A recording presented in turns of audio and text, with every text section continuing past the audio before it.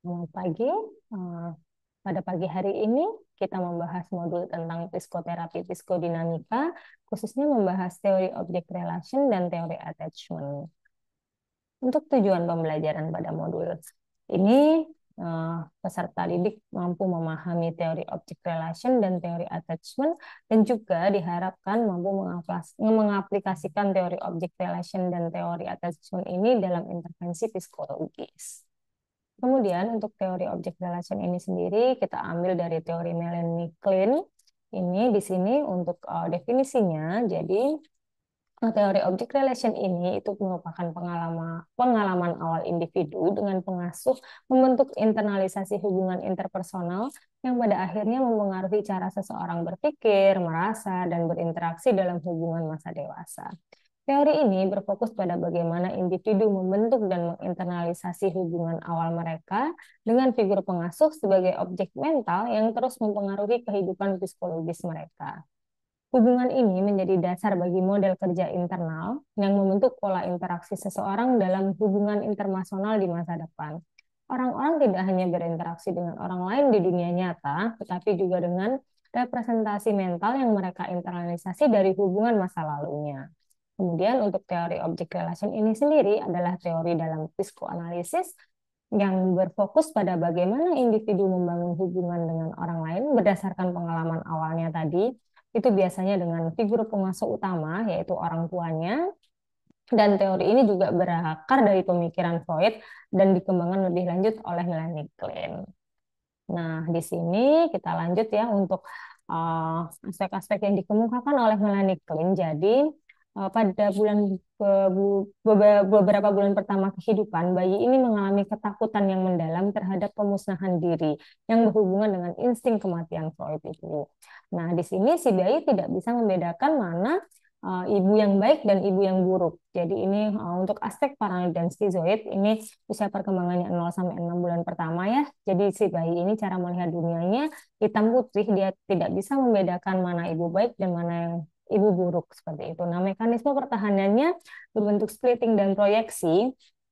Jadi nanti untuk splitting dari ego itu berbentuk skizoid dan proyeksi itu berbentuknya paranoid. Sehingga mekanisme ini digunakan untuk memisahkan mana baik yang buruk tadi. Nah, pada tahap ini bayi juga belum bisa melihat ibu secara realistis sebagai satu individu yang memiliki sisi baik dan buruk tadi itu secara bersamaan. Nah, untuk jenis kecemasannya nanti kecemasan akan penganiayaan dan nanti bertahan dari kecemasan yang destruktif itu sendiri. Nah, setelah 6 bulan pertama tadi muncullah depresif. Nah, depresif itu bagaimana? Jadi menurut dari Melanie Klein ini sendiri, setelah objek yang buruk atau penganiaya tadi itu telah diproyeksikan ke ibu untuk dipisahkan dari objek yang baik dan diidealkan atau mungkin diidealkan tadi, mereka mungkin mengalami reintrojeksi, yaitu diambil kembali ke dalam diri untuk mendapatkan kendali dan menguasainya. Nah, akhirnya ketika anak ini tadi menginterpretasikan dua objek terpisah ini tadi menjadi satu objek yang utuh, nah, itu mereka nanti akan menjadi terganggu oleh fantasi sadistik dan destruktif terhadap ibu. Nah, mungkin telah yang terhadap ibu yang mungkin tadi telah merusaknya, nah timbullah kecemasan depresi ini tadi lah. Makanya muncul posisi depresif atau mungkin muncul juga rasa bersalah seperti itu. Nah, di sini cara melihat dunianya, ibu adalah satu individu yang memiliki baik dan buruk dan mekanisme pertahanannya bisa reintrojeksi, integrasi, dan reparasi. Untuk jenis kecemasannya yang muncul, kecemasan depresif dan rasa bersalah, tujuan perkembangannya nanti mengintegrasikan aspek positif dan negatif dalam satu hubungan. Di sini ada skema yang dikemukakan oleh Melanie Klein. Jadi untuk di sini penjelasan konsep paranoid schizoid position. Jadi di sini yang tadi itu ya ada paranoid schizoid dan kemudian ada depresif juga.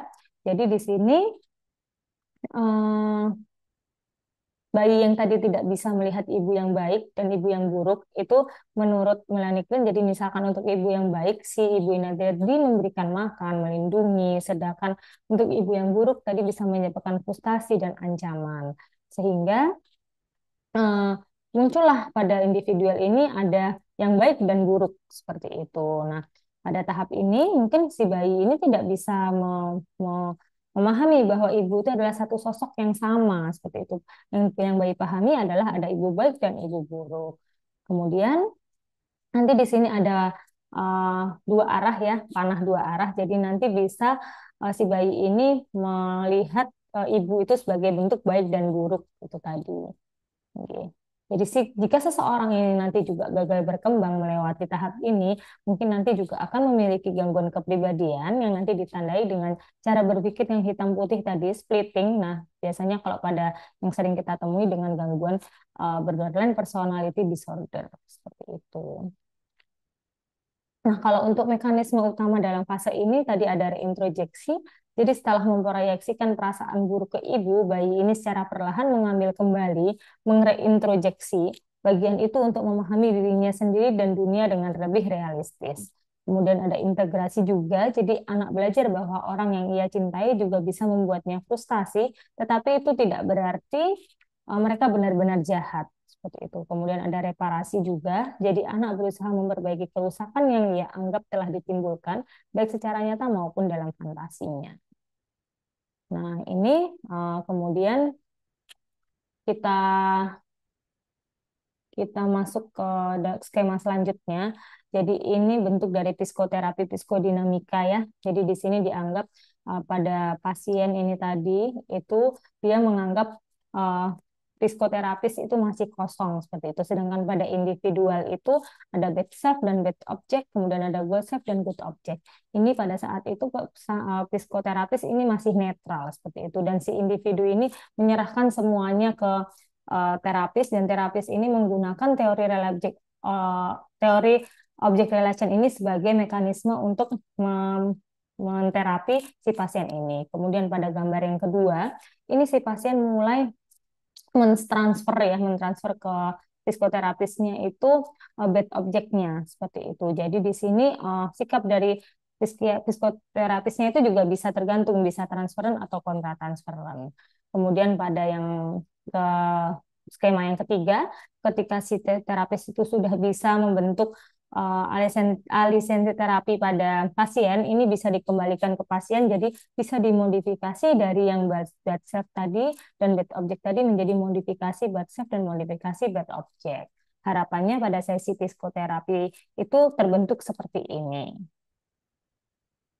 Kemudian kita masuk ke teori attachment. Jadi untuk teori attachment sendiri ini dikemukakan oleh John Bowlby dan Mary Ainsworth. Untuk yang pertama kita bahas untuk John Bowlby. Jadi untuk John Bowlby yang kita ketahui memang ada fase-fasenya. Jadi yang kita bahas dulu untuk fase pertama ini jadi lahir sampai 3 bulan.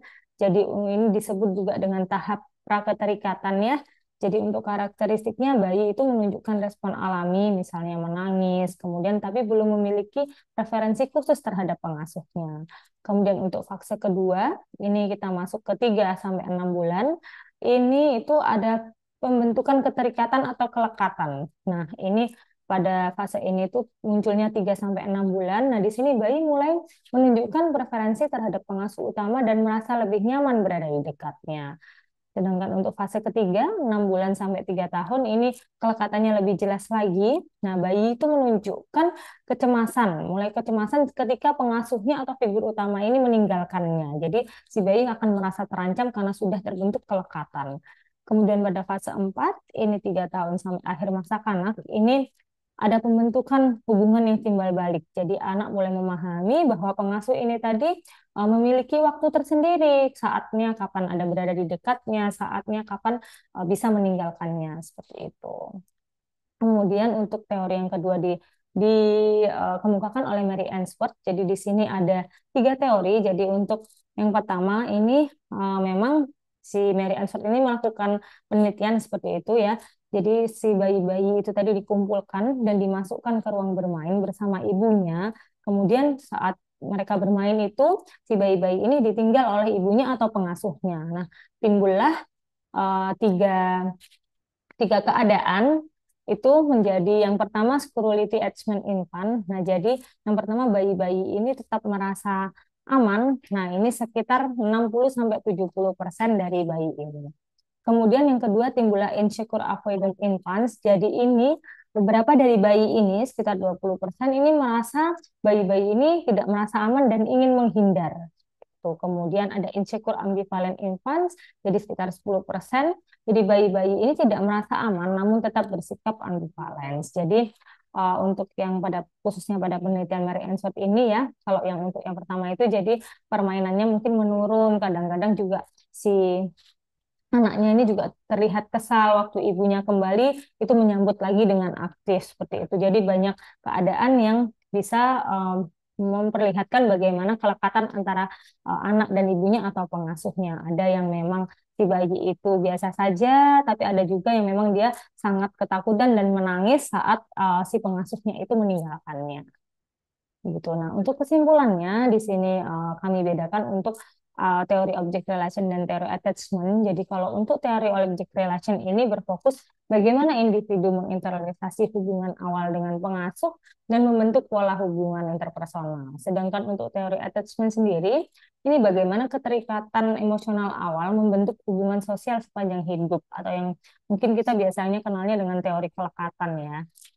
Kemudian untuk tujuan utamanya, ini untuk teori object relation ini bagaimana kita memahami pengalaman masa kecil membentuk konsep diri dan hubungan sosial. Sedangkan teori attachment menganalisis dampak gaya keterikatan terhadap hubungan dan kesehatan mental. Untuk implikasi dalam terapinya, untuk teori object relation digunakan dalam terapi psikoanalitik untuk memahami dan memperbaiki pola hubungan yang disfungsional, biasanya digunakan pada teori psikodinamika. Kemudian untuk yang teori attachment digunakan dalam terapi berbasis keterikatan untuk meningkatkan hubungan interpersonal. Berikut referensi yang kami gunakan.